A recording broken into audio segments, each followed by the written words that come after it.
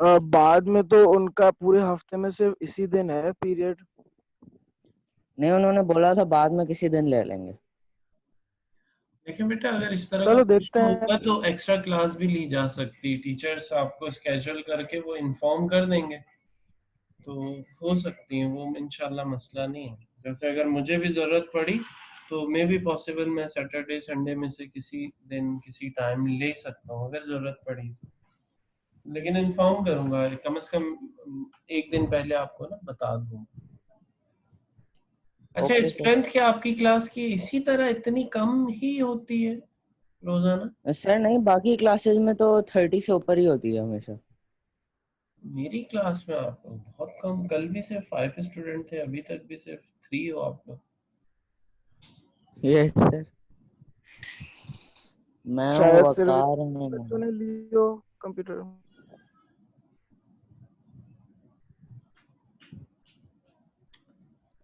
चले ठीक है, फिर हम स्टार्ट कर दें, मजीद वेट तो नहीं इनका किया जा सकता।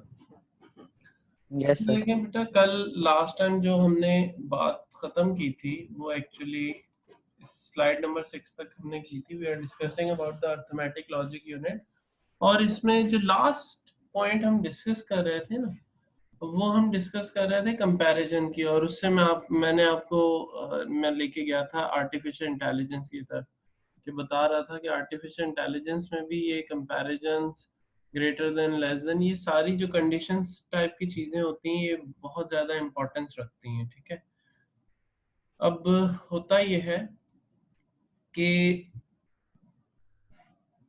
जितने भी आर्टिफिशियल इंटेलिजेंस की डिवाइसेस हैं, रिबोट्स वगैरह, ये जैसे कल मैंने एग्जांपल दी थी टेस्ला 3 की, तो उसमें क्या हो रहा है, वो जो सेंसर्स लगे हैं वो उन सेंसर्स से जो उनको डेटा मिलता है उनके अकॉर्डिंग जो है ना वो डिसीजन ले रहे होते हैं। ठीक है, तो वो हमने डिस्कस किया था कल।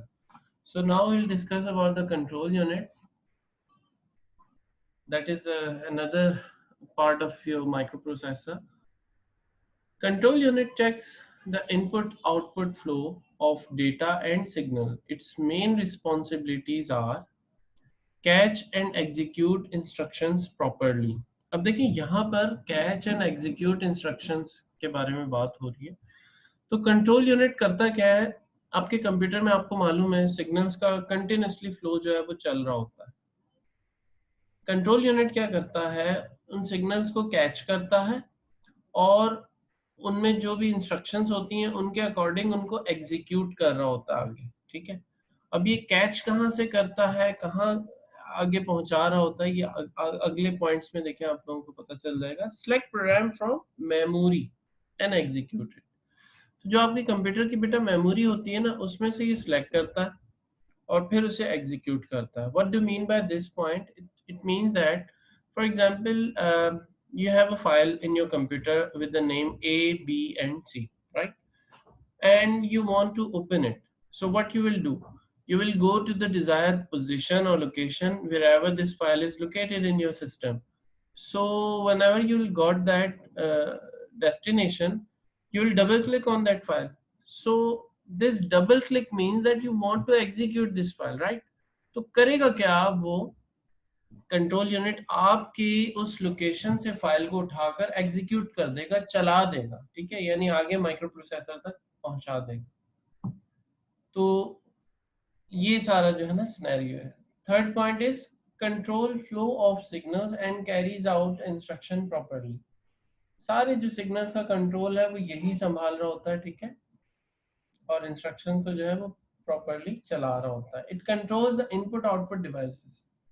आपके कंप्यूटर में बेटा जितनी भी इनपुट आउटपुट डिवाइसेस होती हैं उन सब को जो है ना यही कंट्रोल कर रहा होता है। ठीक है,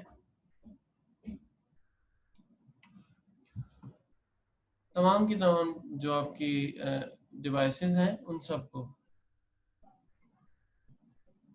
अच्छा जी, वकार जैदी, आप कहने की आवाज अटक रही है बेटा, ये आपकी तरफ इंटरनेट की वजह से पॉसिबल होता है। अच्छा, आवाज कम आ रही है, मैं मजीद लैपटॉप को करीब कर लेता हूँ। फारिज, अभी ठीक आ रही है आवाज?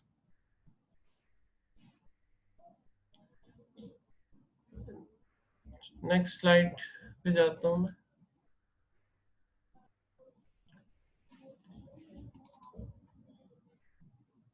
The next point is memory unit.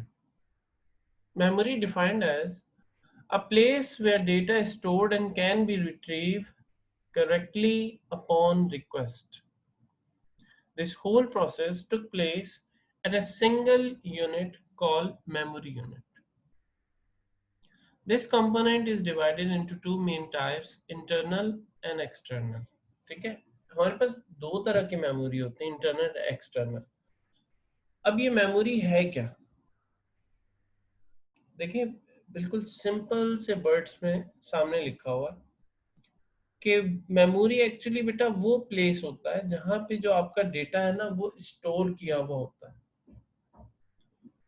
ठीक है, महफूज किया हुआ होता है, और जब जरूरत पड़ती है तो उसे क्या करते हैं, वहां से रिट्रीव करता है। अब ये सारा सिनेरियो क्या है, मैं आपको एक एग्जांपल इसके लिए देता हूँ, इसको मैं डीपली जरा आप लोगों को ना एक्सप्लेन करता हूँ। देखिए बेटा, कंसीडर करें कि आपके घर में ना एक एम्प्टी रूम है, ठीक है, एक स्टोर रूम है, सपोज करें, बिल्कुल एम्प्टी है, खाली है, उसमें कुछ भी नहीं रखा हुआ, ठीक है। अच्छा, अब आपके फादर क्या करते हैं, डेली न्यूज़पेपर आता है, वो रीड करते हैं, आपको देते हैं कि जाओ बेटा स्टोर रूम में रख के आ जाओ। अब सिनेरियो बड़े गौर से समझिएगा। सपोज करें आज 1 जनवरी है, ठीक है, आज 1 जनवरी को न्यूज़पेपर आया, आपके फादर ने पढ़ा और आपको दिया कि जाओ बेटा स्टोर रूम में रखा। आप गए स्टोर रूम का, आपने डोर ओपन किया और आपने वो जो न्यूज़पेपर है उसे थ्रो कर दिया, ठीक है, बाहर दरवाजे से ही आपने थ्रो कर दिया, कहीं सेटिंग से आराम से नहीं रखा, आपने उसे थ्रो किया, ठीक है। अच्छा जी, नेक्स्ट डे 2 जनवरी, अगेन सेम सिनेरियो, आपके फादर ने न्यूज़पेपर रीड किया और आपको दिया, जाओ बेटा रखाओ। आप दोबारा गए और दरवाजे से ही आपने थ्रो कर दिया, ठीक है, इस तरह कि वो उड़ता हुआ जाके नीचे गिर रहा है। इसी तरह ये पूरा काम जो है चलता रहा 1 से 1.5 साल, डेली बेसिस पे आप थ्रो करके फेंकते रहे हैं दरवाजे से ही। अब सारे जो न्यूज़पेपर है ना वो रैंडमली रखे हुए हैं वहां, ठीक है। अब मुझे ये बताएं कि अब आपके फादर जो हैं वो सपोज करें उस 1.5 साल के बाद आपको अचानक जो है वो कहते हैं कि जाओ बेटा 7 जनवरी का जो न्यूज़पेपर है ना वो उठा के ले आओ। अब क्या होगा, आप जाएंगे उस स्टोर रूम में जाएंगे और फिर क्या होगा, मुझे जरा बताएं, क्या न्यूज़पेपर आपको फौरन मिल जाएगा या आपको ढूंढना पड़ेगा और टाइम लगेगा? जल्दी से चैट में लिख के बताएं।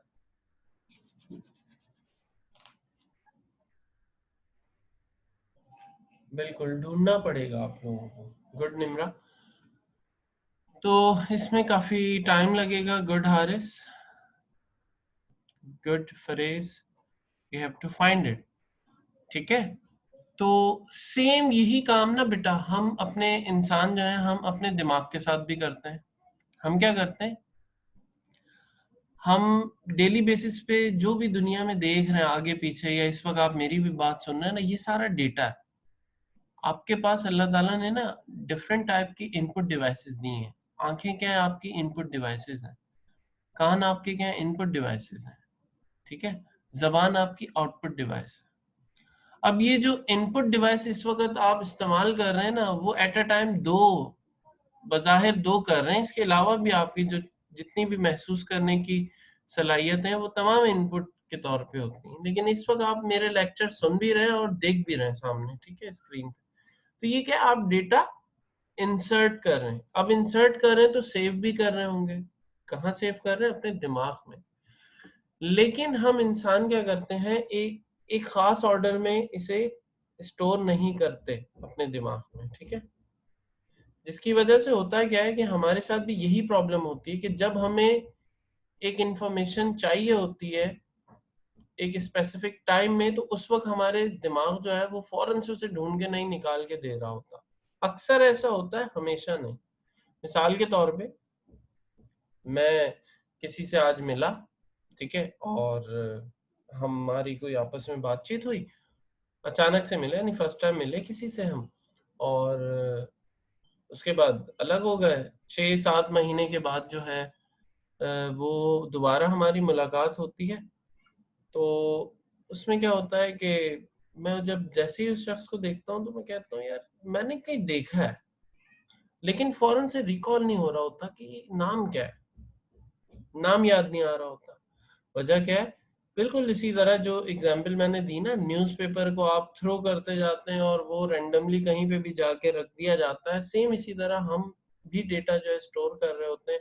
जब मैं फर्स्ट टाइम मिला था तो मैंने नेम पूछा था, शक्ल देखी थी, तो वो मैंने कहीं दिमाग में स्टोर कर दिया। अब जब मैं दोबारा देख रहा हूँ तो वो इन्फॉर्मेशन मैं ढूंढ रहा हूँ, लेकिन मुझे फौरन नहीं मिल रही, टाइम लग रहा है। अब वो इन्फॉर्मेशन मुझे कब मिलेगी? अक्सर ये आपने देखा होगा कि 2-4 दिन के बाद आप नमाज में खड़े हो और अचानक आपको ना चीजें याद आती हैं। अच्छा, वो फला शख्स का नाम तो ये था, ठीक है। या आप नमाज के अलावा कुछ कर रहे होते हैं तो आपको याद आ जाता है, ठीक है। तो एक्चुअली डेटा तो आपके बेटा दिमाग में था, लेकिन उसको ढूंढने में बहुत टाइम लगा, ठीक है। जो मैंने वो एग्जांपल दी ना आपको न्यूज़पेपर वाली, बिल्कुल इसी तरह। अब इसी की एक और एग्जांपल देखें कि मिसाल के तौर पे मेडिकल स्टोर पे आप जाते हैं, आपने देखा होगा, आप दवा का नेम बताते हैं और वो फौरन से आपको ला के एग्जैक्टली जो है उसी लोकेशन पे जाते हैं जहाँ पे वो दवा होती है, वहां से वो दवा उठा के ला के आपको दे दी जाती है। वजह क्या है? उन्होंने तरतीब से रखा होता है सब कुछ, ठीक है। अल्फाबेट ऑर्डर में रखी हुई होती हैं अद्वियात को ना। ए के नेम से स्टार्ट होने वाली जो अद्वियात हैं वो अलहदा सेक्शन में होती हैं, इसी तरह बी वाली अलहदा सेक्शन में, एंड सो ऑन।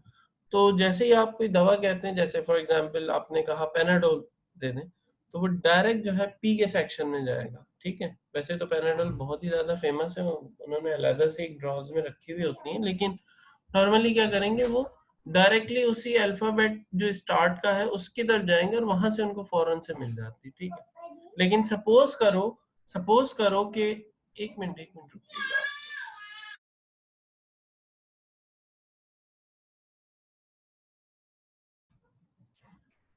सपोज करें कि वो जो मेडिकल स्टोर वाले, ठीक है, वो रेंडमली अद्वियात को रख देते हैं, ठीक है। इस तरह से सेटल करके नहीं रखते अल्फाबेटिक ऑर्डर में, और रेंडमली रोजाना दवाएं नई खरीद के ला के और वो इधर उधर रख देते हैं। अब आप लेकर आए एक डॉक्टर की प्रिस्क्रिप्शन और लेकर आके उन्हें दी कि मुझे ये अद्वियात दे दें। अब आप अंदाजा करें कि वो क्या होगा, बताएं। फौरन उन्हें मिल जाएंगी, ढूंढनी पड़ेंगी? जल्दी से चैट में लिखें, जल्दी जल्दी जल्दी रिस्पॉन्स दें, मुझे पता भी तो चले आप लोग जाग रहे हैं, सो रहे हैं। गुड अब्दुल रहमान, गुड फरीस, चौधरी राबेल, ये कौन है चौधरी साहब? ये अपने रियल नेम के साथ आ जाएं, शाबाश जल्दी, वरना मैं भी किक आउट आपको कर रहा हूँ, फौरन मिलेगी।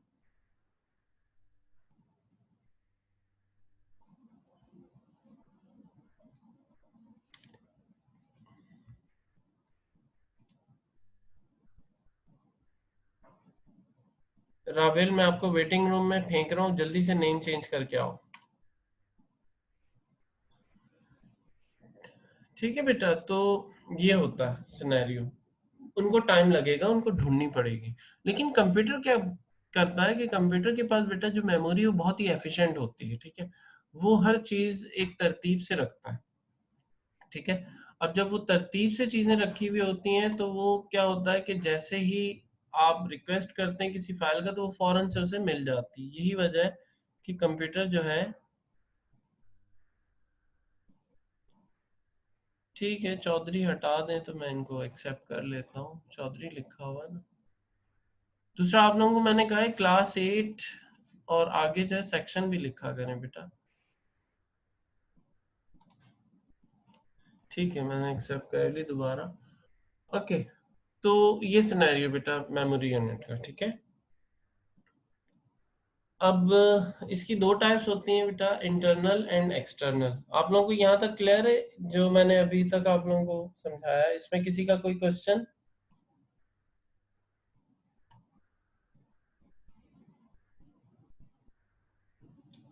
गुड।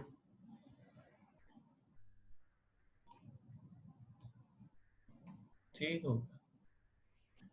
अच्छा जी, नेक्स्ट हम चलते हैं। देखिए बेटा, मेमोरी यूनिट में हमारे पास जो दो टाइप्स की हैं, फर्स्ट है internal memory. It is a basic memory of a computer system, also known as a primary memory. ये बेसिक मेमोरी है, मेन मेमोरी है, प्राइमरी मेमोरी है, तीनों ये वर्ड इसके लिए यूज होते हैं। ठीक है, internal memory, basic memory, main memory and primary memory, ये 4 वर्ड्स हैं और इनके मीनिंग सेम है। ठीक है, आपके पास इस तरह की चीजें जो हैं वो ऑब्जेक्टिव में भी आ सकती हैं।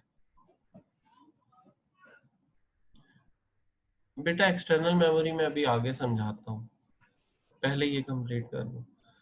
तो it is a basic memory of a computer system, also known as primary memory. Second है, it is relatively fast as compare to external memory. ये बहुत ज्यादा फास्ट होती है as compare to external memory या सेकेंडरी मेमोरी के। ठीक है, इसकी स्पीड बहुत ज्यादा तेज होती है।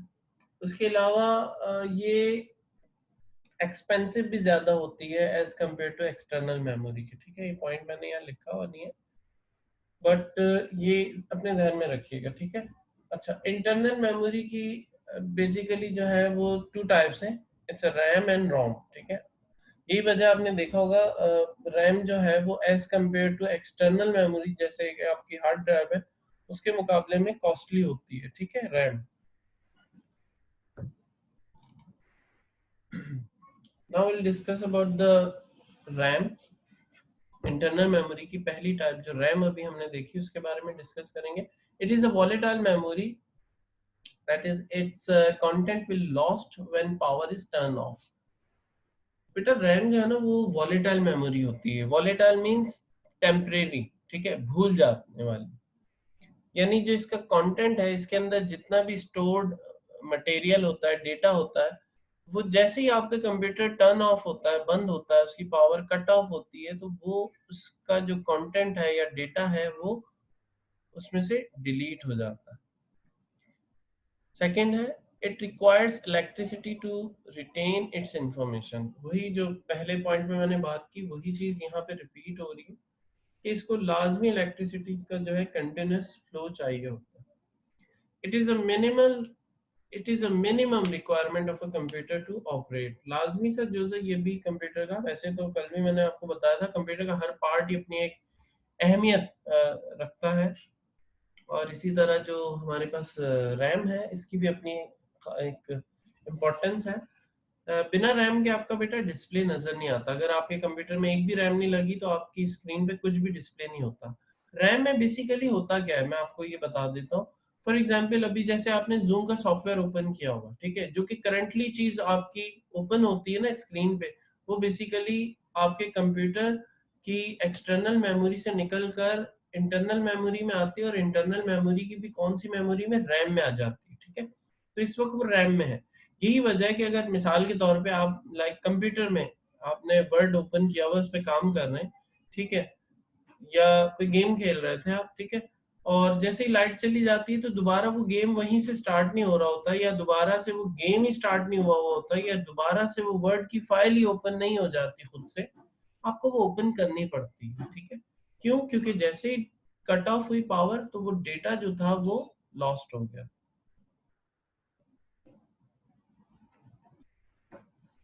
फरेज फंक्शंस तो परफॉर्म नहीं करती, यही मैं बता रहा हूँ कि रैम करती क्या है। जो भी चीज आपने करंटली ओपन की हुई होती है ना, वो एक्चुअली लोड हो जाती है रैम में। ठीक है, तो रैम में वो इस वक्त मौजूद होती है। यही वजह है रैम का बहुत ज्यादा साइज भी, आप एज कम्पेयर टू अगर देखें आपकी हार्ड ड्राइव के, तो रैम का साइज इतना ज्यादा नहीं होता। लाइक आपने 8 GB या 16 GB की रैम यूज की हुई होती है नॉर्मली। ठीक है, बल्कि ये भी नॉर्मली तो नहीं है, हैवी सिस्टम में आप यूज कर रहे हो। बेटा आप जैसे ही जो फाइल आपने करंटली ओपन की होती है उसको डिलीट कर देते हैं। नाबिल, आपका क्वेश्चन है कि इसमें से डिलीट नहीं कर सकते? बिल्कुल कर सकते हैं, रैम में से डिलीट। आपकी जो भी करंटली फाइल ओपन है, आप जैसे ही उसको क्लोज करते हैं तो वो एक्चुअली इरेज हो जाती है, रैम से हट जाती है।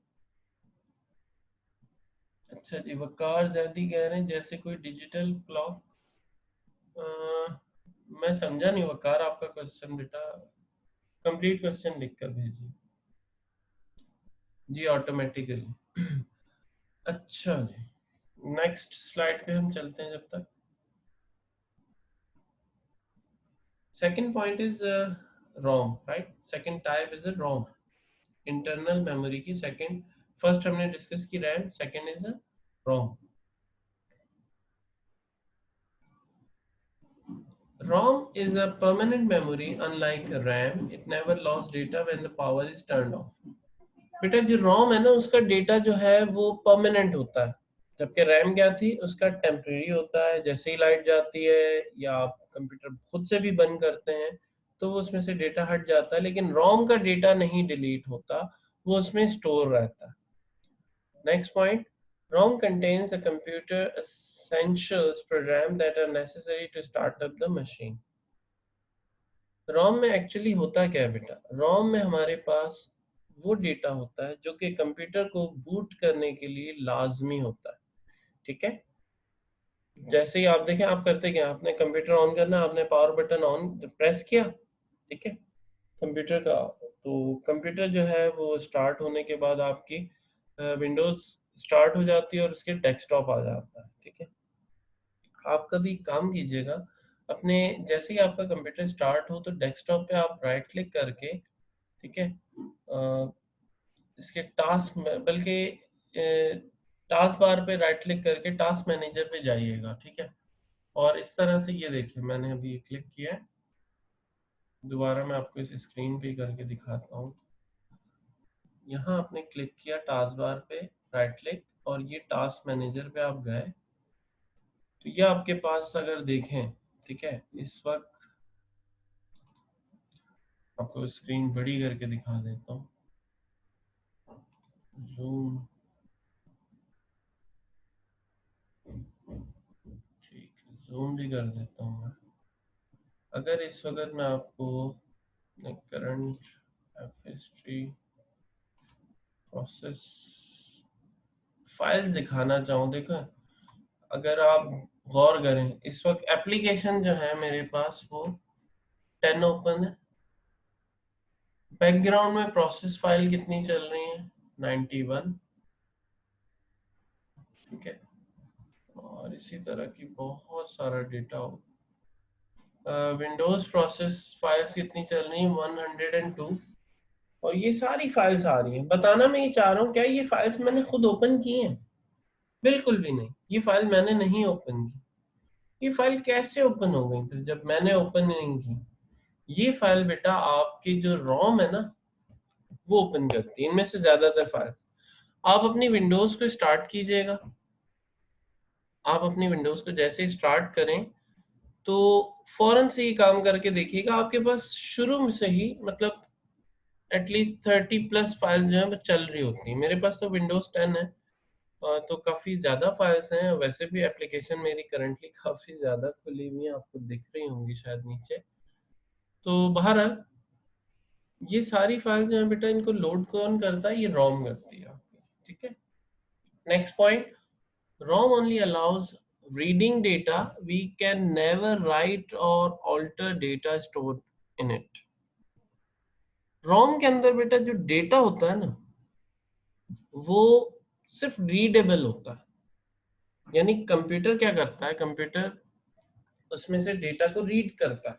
अब वो डेटा क्या है, उसे इंस्ट्रक्शन मिल रही होती है उस डेटा के थ्रू कि भाई फला फला फला फाइल जो है वो ओपन कर दें, जो कि लाजमी है आपकी ऑपरेटिंग सिस्टम को लोड होने के लिए। ठीक है, तो वो इंस्ट्रक्शंस होती हैं वहां पर लिखी हुई, तो वो सिर्फ रीडेबल होती हैं। ठीक है, आप रोम के अंदर खुद से डेटा स्टोर नहीं कर सकते, ये सिर्फ और सिर्फ मैन्युफैक्चरर करते हैं, जो कंपनी से मैन्युफैक्चर करती है वो इस डेटा को जो है ना उसमें राइट कर देती है। आगे इसकी फर्दर टाइप्स हम पढ़ेंगे, इनमें कुछ टाइप्स ऐसी होती हैं जो कि रेजेबल होती हैं। ठीक है, लेकिन उनकी भी जो डेटा है उनको हम लोग यानी एंड यूजर जो है वो इरेज नहीं कर सकता, मैन्युफैक्चरर के ही हाथ में होता है ये सब। अच्छा जी, कुछ क्वेश्चन आए हैं, आई थिंक मैं ले लेता हूँ। Sir, ROM is an acronym to read only memory. It refers to computer memory chip contain permanent or semi permanent data unlike RAM. ROM is non volatile. जी बेटा, यही चीजें मैंने बताई। गुड, ठीक है। After it ROM will remain. yes. अच्छा जी, next slide में चलते हैं। देखें, अभी तक हमने जो डिस्कस किया मेमोरी यूनिट, उसकी हमारे पास दो टाइप्स थी, ठीक है। हमारे पास इंटरनल मेमोरी और एक्सटर्नल मेमोरी थी, ठीक है। उसमें से फिर हमने इंटरनल मेमोरी को डिस्कस किया। इंटरनल मेमोरी की फर्दर ये दो टाइप्स थी, फिर इनको डिस्कस किया। ये रैम आ गया, ये रोम आ गया।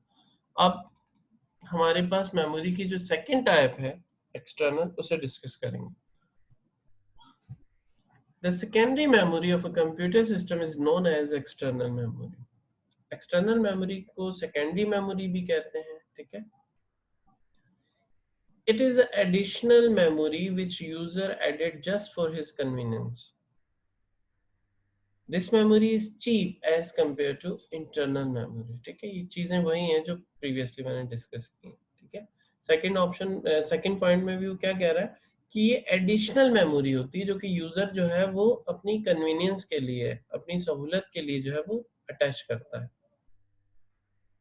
Its speed is slow as compared to internal memory. बिल्कुल, इंटरनल मेमोरी जो हमने प्रीवियस डिस्कस की, रोम और रैम, वो ज्यादा फास्ट होती हैं, ठीक है, एज कंपेयर टू आपकी हार्ड ड्राइव के। This memory includes hard disk drive, USB and floppy disk, ठीक है। तो ये हमारी जो है ना बेटा, ये एक्सटर्नल मेमोरीज है, ठीक है। अब ये जो HDD लिखा हुआ है, इसकी एक नई टाइप भी आ गई है जिसे कहते हैं SSD, सॉलिड स्टेट डिस्क, जो कि बहुत फास्टेस्ट होती है, ठीक है। जिस तरह रैम आपकी फास्ट है, इसी तरह SSD भी बहुत फास्ट होती है। SSD अगर आप बेटा अपने कंप्यूटर में लगा लेते हैं तो आपका कंप्यूटर जो है वो बहुत फास्ट वर्क करने लग जाता है, ठीक है। इस वक्त जो मेरे पास भी कंप्यूटर है, ये इसमें SSD ही लगी हुई, तो आपकी जो स्पीड है वो अप्रोक्सीमेटली 40x कहते हैं कि डिफरेंस आ जाता है। मतलब आपकी जो डेटा की मूवमेंट है, ठीक है, आप यानी डेटा को कॉपी एंड पेस्ट करते हैं कहीं पे, वो बहुत ज़्यादा फास्ट होता है। Okay, next, input output devices.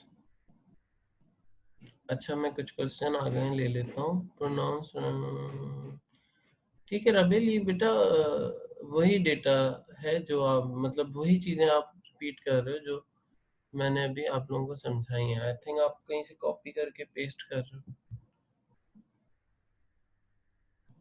अच्छा जी, नयान का है कि बेटा प्रेजेंटेशन मैं इंशाल्लाह आप लोगों को प्रोवाइड कर दूंगा, ये ना गूगल क्लासरूम पे ही।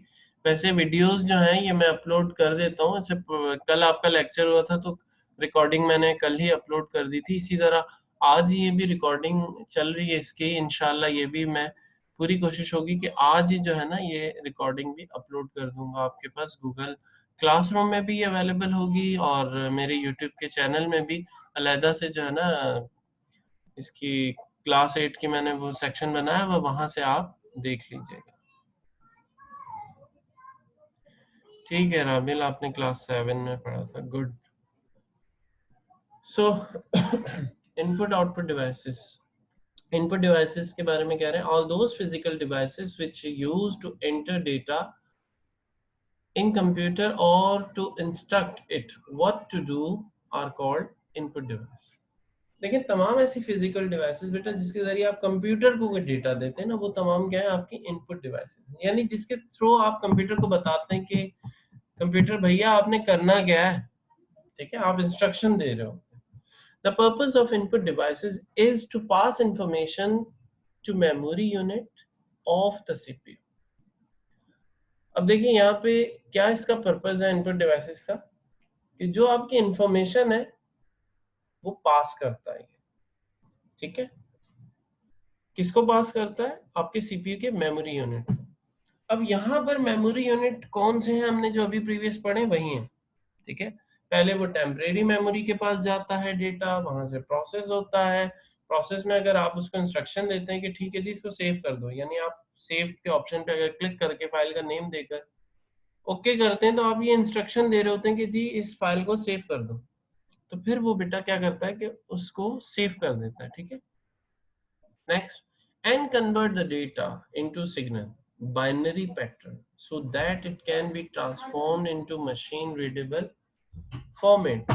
तो फिर वो क्या करता है, उसको जो सिग्नल्स हैं आपके इनपुट डिवाइसेस से जो सिग्नल गया है उसको बाइनरी पैटर्न में क्या करता है, कन्वर्ट करता है। अब ये बाइनरी पैटर्न क्या है अभी इसको देखते हैं हम।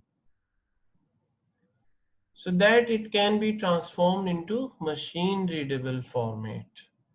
राबेल, जो आपका बेटा question how do input devices work, यहीं पे आपको भी आंसर इसका मिल जाएगा, ठीक है, कैसे काम करती है। देखें, सपोज करें मैंने कीबोर्ड से बटन प्रेस किया ए, तो बेटा जो ए है ना, कंप्यूटर को नहीं पता कि ये ए क्या है।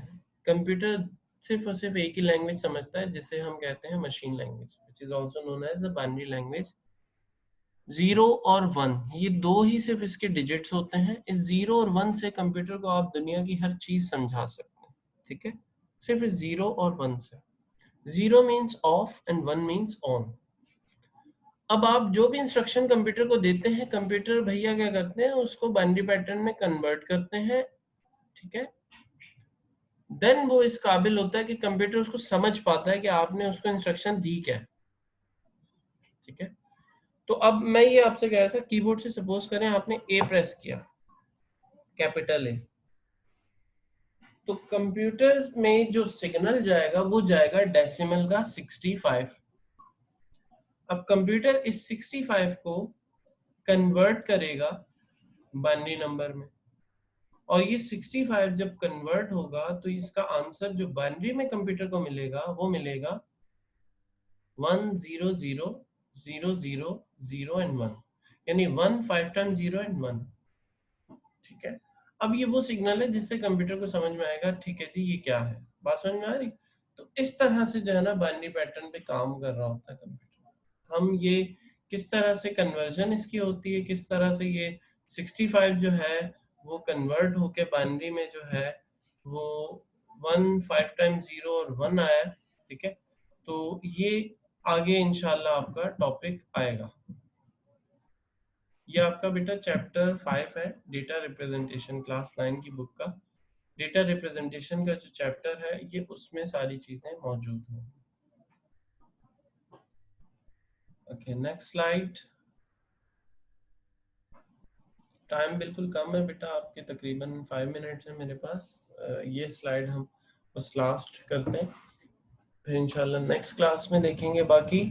आउटपुट डिवाइसेस के बारे में कहते हैं, the output devices are used to display the result generated by the computer। It's very simple and you already know about this. The purpose of output devices is to convert data and information expressed in electronic pulses into text or graphical format। अब देखें output devices क्या कर रही होती है, आपका जो data है या इंफॉर्मेशन है ना उसको कन्वर्ट कर रही होती है किसमें, ग्राफिकल या टेक्स्ट फॉर्मेट में।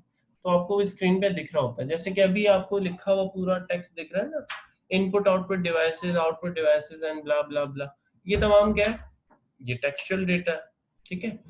उसके बैकएंड में देखें जो मेरी स्लाइड का डिजाइन है वो क्या है, वो ग्राफिकल डेटा है। तो क्या है, बेसिकली कंप्यूटर के पास जो सिग्नल जा रहा है वो कौन सा है, वो डिजिटल है, वो 1 0 की फॉर्म में, लेकिन उसने उसे कन्वर्ट कर दिया है किसमें, उसे कन्वर्ट किया उसने टेक्स्ट फॉर्म में और ग्राफिकल फॉर्म में। Next is so that user can understand it easily. तो इसकी वजह से होता है कि यूजर जो है वो इजीली समझ सकता है। अब मिसाल के तौर पे मैं यहाँ पर मुझे अगर ए लिखना है, ठीक है, जैसे कि आप के पास यहाँ पे भी लिखा डिफरेंट करेक्टर लिखे हुए, अब सपोज करें ना सिर्फ ए लिखने के लिए मुझे 1 5 टाइम 0 एंड 1 लिखना है, ठीक है। फिर बी लिखने के लिए इसी तरीके से मैं क्या लिखूंगा, 1 4 टाइम 0 देन 1 एंड देन 0, ठीक है। फिर इसी तरह और कोई कैरेक्टर लिखना है तो इसी तरह हम नंबर बाइनरी फॉर्म में नंबर लिख रहे होंगे, तो आप अंदाजा कीजिए कि क्या वो इजीली ह्यूमन अंडरस्टैंडेबल होगा? तो बिल्कुल भी नहीं होगा। ठीक है। अच्छा बेटा, जल्दी से आप लोग अपने नेम लिखकर जो है ना वो चैट में एंटर कर दें, ताकि आप लोगों की जो है वो अटेंडेंस मार्क हो जाए जल्दी।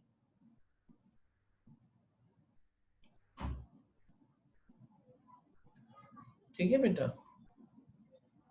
तो इसको आज हम यहीं तक रखेंगे। जल्दी जल्दी आप अपने नेम लिखकर सेंड करें फौरन।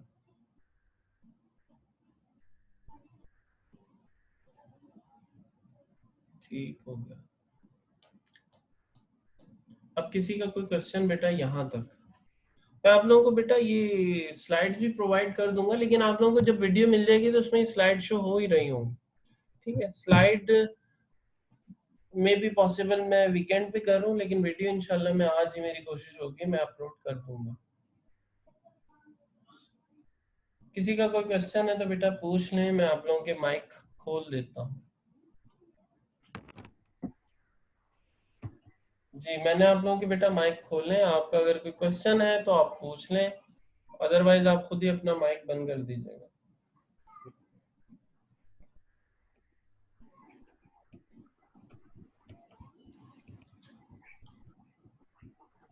किसी का कोई क्वेश्चन नहीं है? वैसे ये बड़ी खतरनाक बात होती है जब आपका कोई क्वेश्चन नहीं होता ना, तो इससे यही मतलब है कि आपको समझ नहीं आया।